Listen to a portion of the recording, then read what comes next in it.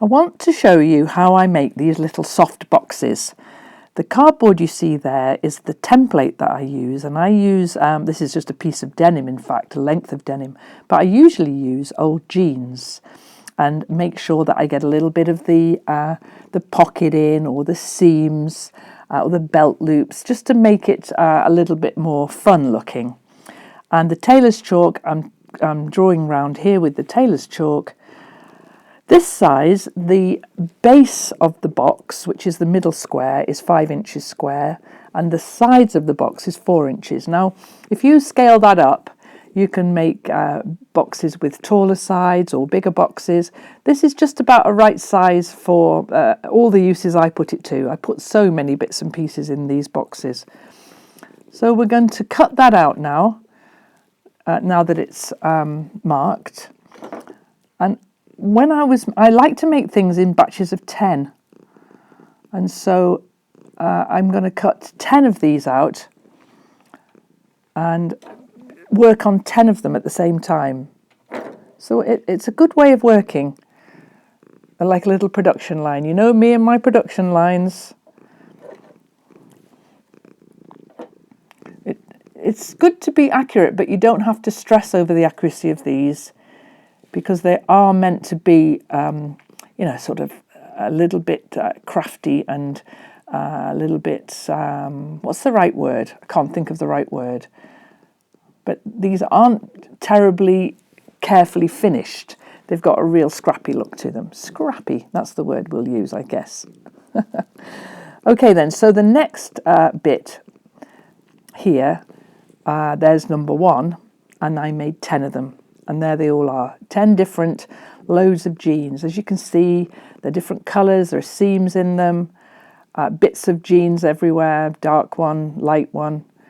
And then the next thing that I do after I've cut all of those out, I'm going to get a basket and put all my little tiny bits of embellishments in there. I've got so many bits of lace and ribbons and beads and sequins and bubble tape and the whole bit. I dyed some of that lace some years ago, that orange and that green, and so I've got loads of bits of this kind of stuff hanging around. I dyed the purple too. So some rick-rack. I've got a load of lovely bits and pieces. So I'll get all of that out, and then with these cross-shaped pieces, I then cut the linings, and I had a lot of fun choosing lining fabric from my stash of fabric. I just cut them exactly the same size as the crosses, and there they all are laid out, ready to do the next stage. All the embellishments is coming next. That's a bit of my indigo there that I dyed myself on that one. Okay, so we're ready to do the next bit. I want to show you the soft boxes now that they're finished. So I'll just choose this one. I embellished the sides on each of them with something from the little trimmings that I selected. I love this bobble stuff here. But this side here, I want to talk to you about how I did this side here. I'll choose another one. Each of them got a side like that. This one's got this lovely floral insides, and then loads of sequins on the side. Let's find another. They've all got one. Here, this one's nice. This one's got loads of those little Indian mirrors, and this one as well has got a jeans pocket here, so that you can pop bits and pieces in there if you want to. This one's all pretty snowflakes on this one. They've all got one. This one's lots of different sequins, beads.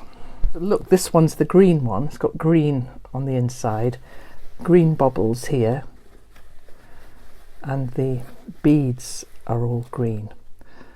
So I'll show you so that you can see each stage as I do them. Here's the denim cross piece of denim that I've got from a bit of old jeans, And this then is a piece of netting. I've used white netting and green netting, and I've also got some sort of purple netting as well.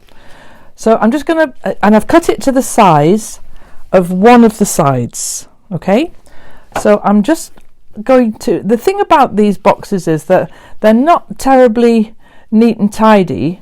You can make them as neat and tidy as you like, but for my purposes, I like them a little bit rugged, a little bit, a little bit rough and ready. I like to see the raw seams and all of that. So now with just a long, just an ordinary machine stitch, I'm going to move Norma. Come on, baby, move out of the way. Good girl. Go and sit over there. Thank you. Just sit there. You can watch from there. Yeah, you can. I'm going to... Come on, down you come. Good girl. I'm going to sew around 3 sides like that. Let's trim these bits off here. Doesn't matter about that. I'll give a big trim at the end. And now in order to get the sequins and the little sparkly things in, I'm going to sew 2 columns down here now. So how wide is that? It's perfect, it's 12. So 4, I'll just at the top, 4 centimetres and 4 centimetres. 4 centimetres there, 4 centimetres there. Same at the bottom. Ooh, yep, 4. And there's just a couple of marks for me to aim for. So I'm going to sew a column down here.